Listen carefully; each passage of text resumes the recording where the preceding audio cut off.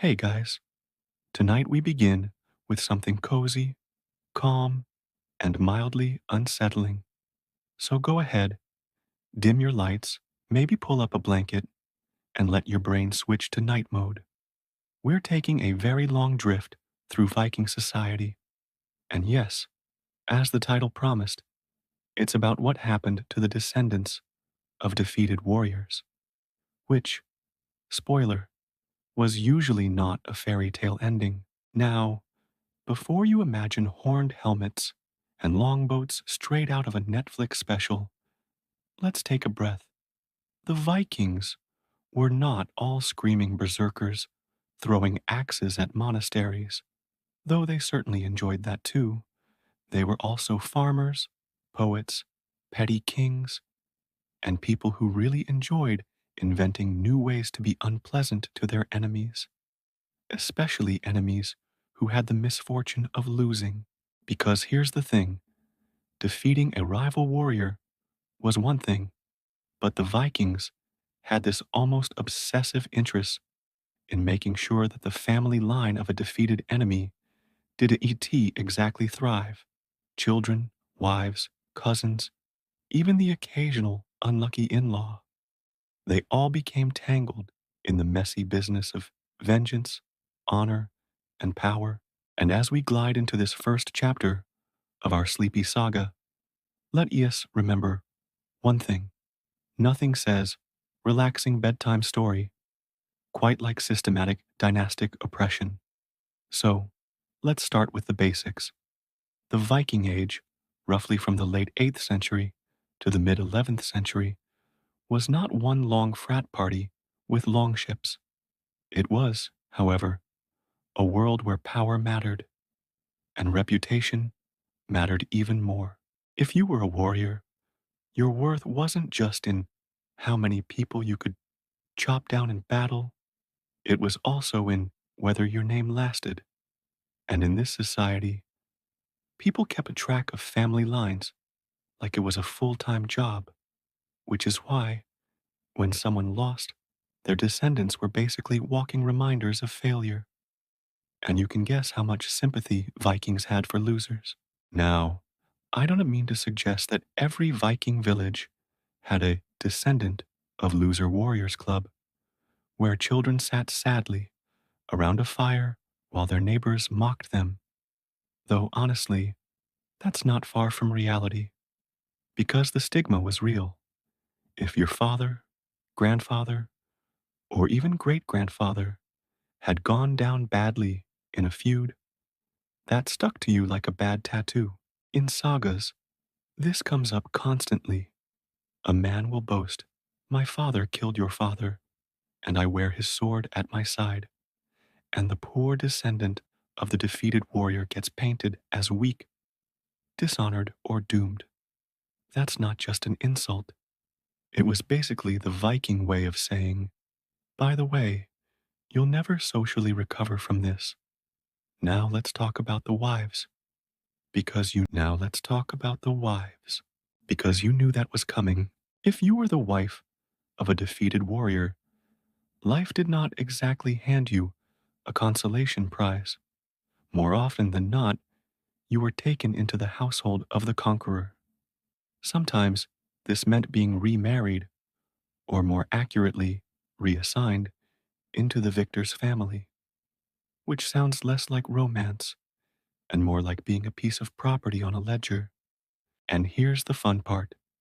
Any children you had with your old husband, they were marked, sometimes literally, sometimes just socially, but they carried the burden of being the children of the defeated, which, in Viking eyes, made them slightly less valuable than sheep. At least sheep could grow wool.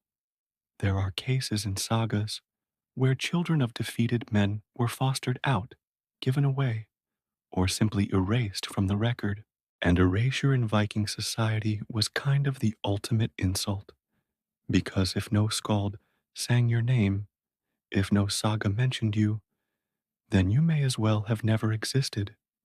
But because Vikings loved a bit of messy drama, it wasn't always about erasing them. Sometimes it was about keeping them close. A rival's son might be kept alive, not out of kindness, but to humiliate him, to grow up as the servant, the hostage, or the political bargaining chip of the man who killed his father. A long, slow form of punishment, like saying, "Yes, I killed your dad, and now you get to pour my mead for the rest of your natural life." Let's pause here, because I know what you're thinking. Wow, bedtime stories are bleak. And yes, but also, this is the Vikings we're talking about. Their entire worldview revolved around cycles of revenge, honor, and making sure your enemies never forgot who beat them. Descendants were weapons in this system. A defeated warrior's son might be killed, fostered, enslaved, or if particularly unlucky, married off in ways that kept him trapped in political webs. Daughters weren't much luckier. They could be forced into marriages designed to break alliances or absorbed into households where their main function was to remind everyone of their father's humiliation. Of course, the sagas also love a good redemption arc. Occasionally, a descendant of a defeated warrior would rise up, take vengeance, and reestablish the family name, which sounds heroic, but in reality, it just meant more dead people, more feuds, and another cycle of doom for someone else's descendants. So, yes, what the Vikings did to the descendants of defeated warriors was worse than death, because death, in Viking eyes, was kind of honorable. But living under shame, living as the trophy reminder of someone else's victory, that was the true punishment. Now, let's float a little deeper into the details. The practice of fostering children, for example, was a big deal in Viking society.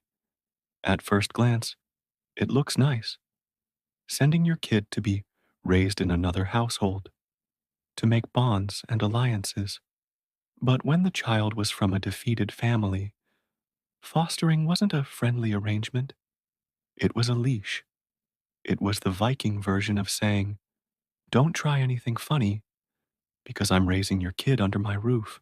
This made the child both a hostage and a kind of political insurance.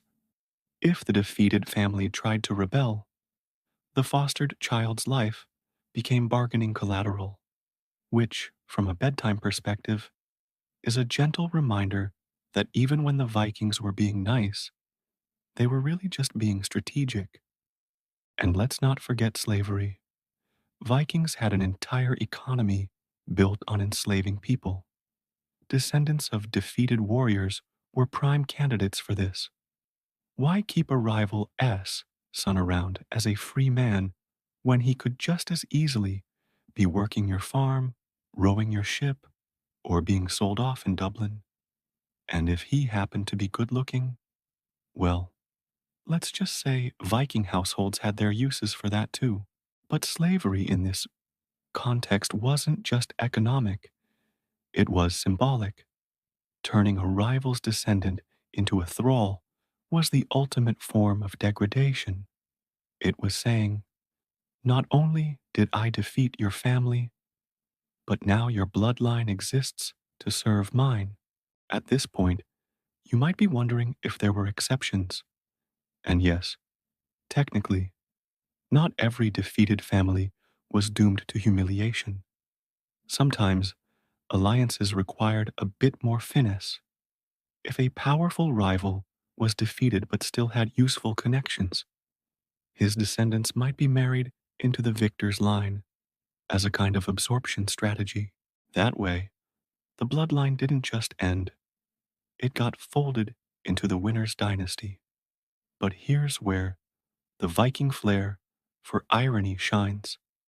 Even when that happened, the saga writers would still make a point of reminding future generations. Oh, yes, by the way, this line comes from the guy who lost, because Viking memory was long, petty, and relentless. So, to sum up this sleepy little introduction, when it came to the descendants of defeated warriors, the Vikings had a wide range of options, none of them good. Death was clean. Shame, slavery, forced marriages, and hostage taking were messier, and therefore more satisfying. And that, my friends, is where we'll pause for tonight's first drift into Viking society. We've only scratched the surface. Ahead, we'll sink further into sagas, case studies, and some truly awkward family reunions that make Thanksgiving dinners look peaceful. So close your eyes, relax, and remember, if you were a descendant of a defeated warrior in Viking Age Scandinavia, bedtime stories were probably the least of your problems. And that, my friends, is where we'll pause for tonight's first drift into Viking society. We've only scratched the surface. Ahead, we'll sink further into sagas, case studies, and some truly awkward family reunions that make Thanksgiving dinners look peaceful. So close your eyes, relax, and remember, if you were a descendant of a defeated warrior in Viking Age Scandinavia, bedtime stories were probably the least of your problems. Tonight, we're gliding deeper into Viking sagas, those long, meandering stories that people used to tell in smoky halls during winters that lasted roughly forever. They were part entertainment, part family drama, and part moral instruction manual on why you should never trust your neighbors. And in these sagas, the treatment of defeated warriors and their descendants shows up again and again. It's like a background rhythm to the whole Viking age. Fight, lose, watch your kids get humiliated for 3 generations. Rinse and repeat. Now, this saga is basically the Viking version of a really long soap opera. It's got everything: feuds, betrayals, weird legal disputes, and people burning each other alive because negotiations got awkward. One of the recurring themes is how children carry the burdens of their fathers. If a man is killed in a feud, his son inherits the duty of vengeance, which sounds noble until you realize it's also a trap. Because if the son doesn't avenge his father, he's labeled weak. But if he does, he starts another feud, which just means someone else's son will now have to avenge that. It's like a multi-generational feud pyramid scheme, except no one ever makes any money. So, in Njal's saga, descendants of defeated warriors are constantly at the center of the action. They grow up with their father's deaths hanging over them like a bad smell, and everyone around them makes sure they never forget. Oh, hey, aren't you the kid whose dad got chopped into pieces? Tough break. Real encouraging stuff. Another example is Egil's saga, which follows Egil Skallagrimsson, a poet warrior with the emotional range of a storm cloud. Egil spends a good chunk of his life making enemies, killing them, and then having to deal with the fallout when their children grow up. And here's where the Viking cruelty toward descendants really shines. If you killed a man, you didn't just kill him, you created a permanent liability in his children. Either they'd come for revenge, or they'd live under your shadow as living proof of your dominance. Both options were messy, but both were considered part of the game. One particularly awkward scene has Egil insulting the memory of defeated enemies in front of their surviving kin just to twist the knife. Imagine being a teenager at a feast and having a famous poet recite, "Your dad was weak, and now you'll never amount to anything. Thanks, Egil." Great bedtime motivation. The Vikings loved fostering children. On the surface, it looks like an innocent tradition. Oh, yes, Send your child to be raised in another household so he can learn different skills and form alliances. But when the child was from a defeated family, fostering took on a different flavor. In Laxdala Saga, for instance, you see foster children being used as pawns in feuds. A defeated warrior's son might be fostered by the very man who killed his father. This wasn't about kindness, it was about control. It was the Viking version of keeping your enemies close. Except your enemy is now a 10-year-old pouring your mead, and the humiliation was the point. The child had to grow up constantly reminded of his family's defeat, surrounded by the people who destroyed it. Imagine bedtime stories in that household. Good night, kiddo. By the way, remember that my axe split your dad's skull? Sweet dreams. One of the more chilling aspects of the sagas is how casually they treat the idea of enslaving descendants. In Landnámabók, the Icelandic Book of Settlements, there are countless little notes, like so and so killed so and took his wife and children as thralls. And then the text just moves on, as if that's the most natural thing in the world. No dramatic pause, no horror, just a casual footnote, like saying, oh, and they also took some sheep. This tells us something important. For Vikings, turning a rival's descendants into slaves wasn't just practical, it was normal. It didn't need explanation. It was simply what you did when you won. The children of defeated warriors weren't future nobles, they were future laborers. But here, where the sagas get interesting. Sometimes those enslaved or humiliated descendants do fight their way back into the narrative. Take Gisla Saga, which revolves around one man's feud, spiraling into generations of drama. Here, children of the defeated don't just fade away, they come back, sometimes in surprising ways, to stir up more trouble, because no one in Sagaland is ever willing to just let things go. And this is the irony. While Viking society tried to crush the descendants of defeated warriors, the sagas, being stories, needed those descendants to keep things moving. Every new generation of humiliated children was another chance for drama, another opportunity for revenge, another plot point. So in real life, descendants might have been enslaved, erased, or forgotten. But in the world of saga storytelling, they were too useful to ignore. They kept the cycle of violence alive, and they gave audiences that cozy feeling of inevitability. Ah, yes, the sins of the fathers always come back around. Now, let's take a moment for some humor. Because Viking sagas, as bleak as they are, can be unintentionally funny in how petty people sound. For instance, you'll often see insults like, your father was soft and his descendants are worse, or you'll never be the man your grandfather failed to be. It's like 10th century playground bullying, but with axes, and of course, the physical descriptions. A defeated family's descendants are often portrayed as physically weaker, uglier, or less capable, almost like saga writers wanted to rub it in. See, bad blood makes bad children, which is convenient propaganda if you happen to descend from the winners. It's worth pausing to ask, why did Vikings care so much about humiliating descendants? The answer lies in their obsession with memory and legacy. In a society without centralized law enforcement, reputation was everything. If you defeated someone, it wasn't enough just to kill them.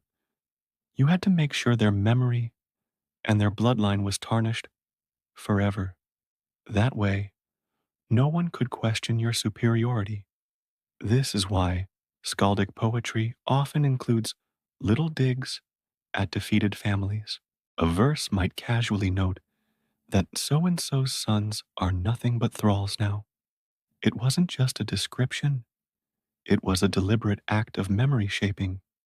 By locking that humiliation into poetry, you made it eternal.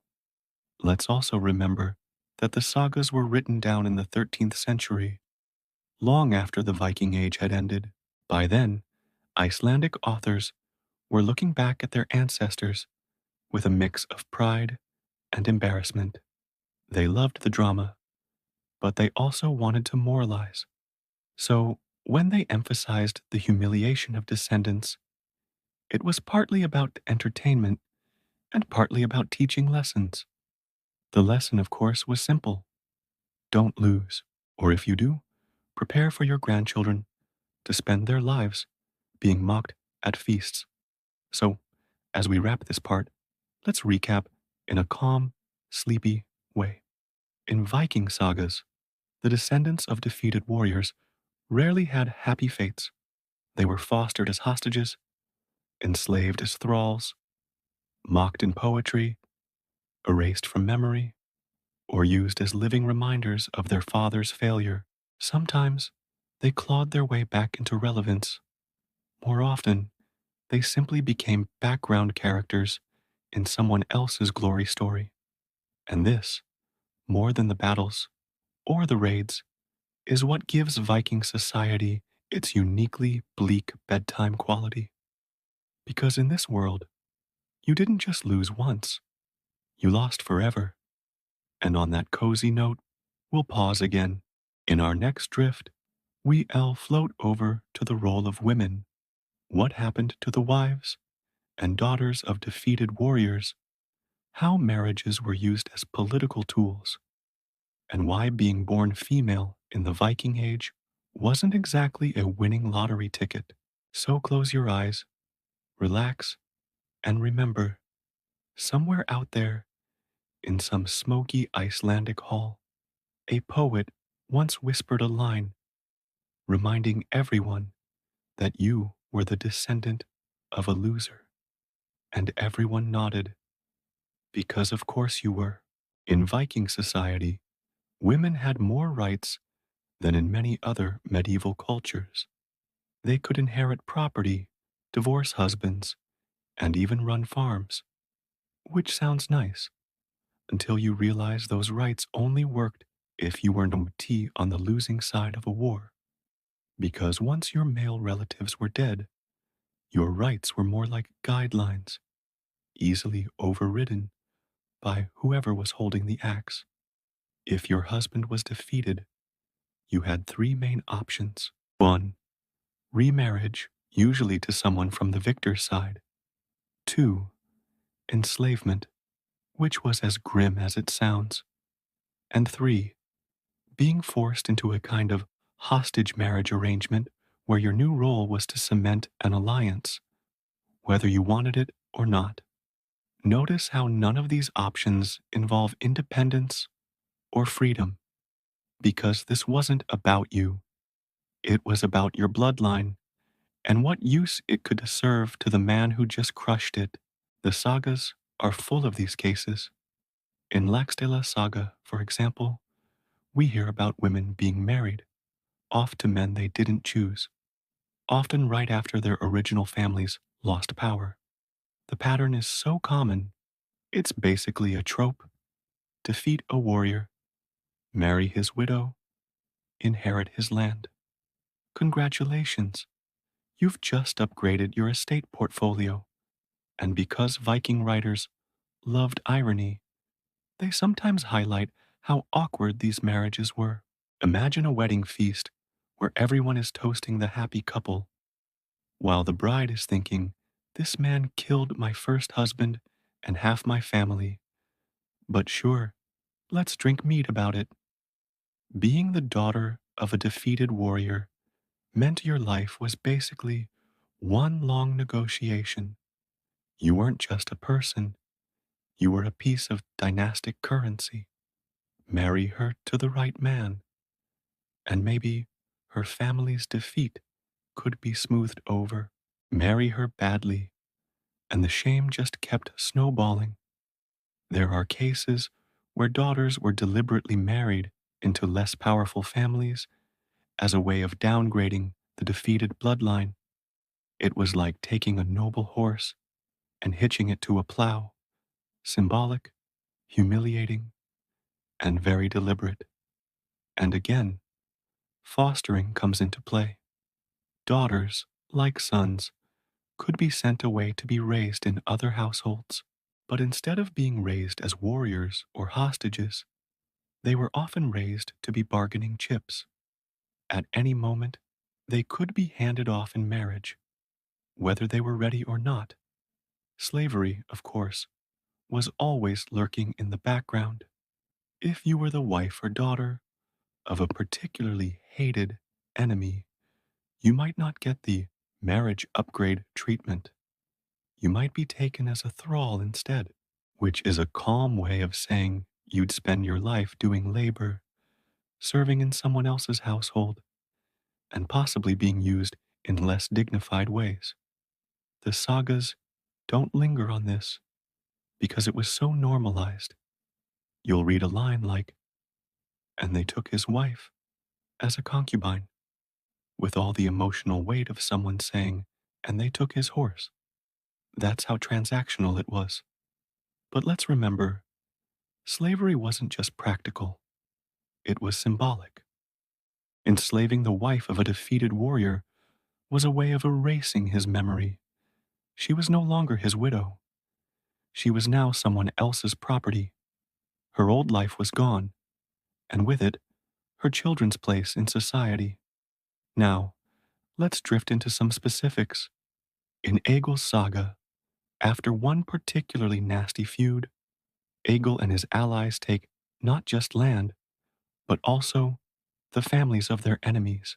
Wives are absorbed into the winners' households, and the saga moves on as if this is entirely normal, which of course it was. But if you look closely, you see the real cruelty. These women weren't given choices. They were folded into new families, like they were footnotes, their personal feelings erased, along with their husband's honor. And in Njal's saga, you see another angle, women forced to push their children into vengeance. A widow might be humiliated, but she still had one card to play, urging her sons to avenge their father, which sounds noble in a saga, but in real life probably meant endless cycles of death. The women carried the emotional weight of defeat and were expected to weaponize their children as tools of revenge. So, you lost your husband, and now you get to spend the rest of your life pushing your sons toward death. Relaxing, isn't it? Marriage politics also had long shadows. If a defeated warrior's widow married her conqueror, her children from the first marriage suddenly became awkward half siblings. Were they legitimate heirs? Or just remnants of a lost cause? Families could spend generations arguing over this, with property and land caught in the middle. And sagas loved to highlight these disputes because nothing says bedtime entertainment like long, detailed arguments over inheritance law. One saga even describes how a widow's remarriage caused years of tension between stepchildren, leading to, you guessed it, more feuds. Because in Viking storytelling, nothing ever ends peacefully. So what's the takeaway here? For Viking women connected to defeated warriors, life after loss was a negotiation between humiliation and survival. Wives could be remarried, enslaved, or erased. Daughters could be used as currency, downgraded socially, or shipped off as pawns in someone else's game. And all of this was done with a calm efficiency that makes it sound less like cruelty and more like bookkeeping. The sagas rarely stop to pity these women. They just note their new roles and move on, which, ironically, is why their stories feel so haunting. You're left to imagine the silence, the resentment, the long winters spent remembering what was lost. And because we like a little irony in our bedtime drift, let's remember some of these same sagas also praise women for being strong, wise, or clever. They could manage farms, handle lawsuits, and sometimes even manipulate feuds to their advantage. But all of that power vanished the moment their men lost. The balance of respect was fragile. Defeat could reduce a respected woman to property in a single day. So, as we close this part, here's the calm, sleepy summary. The wives and daughters of defeated warriors were not spared. They were folded into the victor's world as trophies, hostages, slaves, or bargaining chips. Their bloodlines were absorbed or erased, their children's futures narrowed, and their personal stories forgotten. In Viking society, defeat wasn't just a personal tragedy, it was a family sentence, and women bore much of the quiet, unrecorded weight of that sentence. In our next part, we'll drift further into the world of memory, how Viking poets, skalds, turned these humiliations into art, and why poetry was the cruelest weapon of all, because nothing lasts quite like a mocking verse carved into cultural memory. So, relax, breathe, and remember, in Viking society, if you thought the battle was bad, the wedding that came after might have been worse.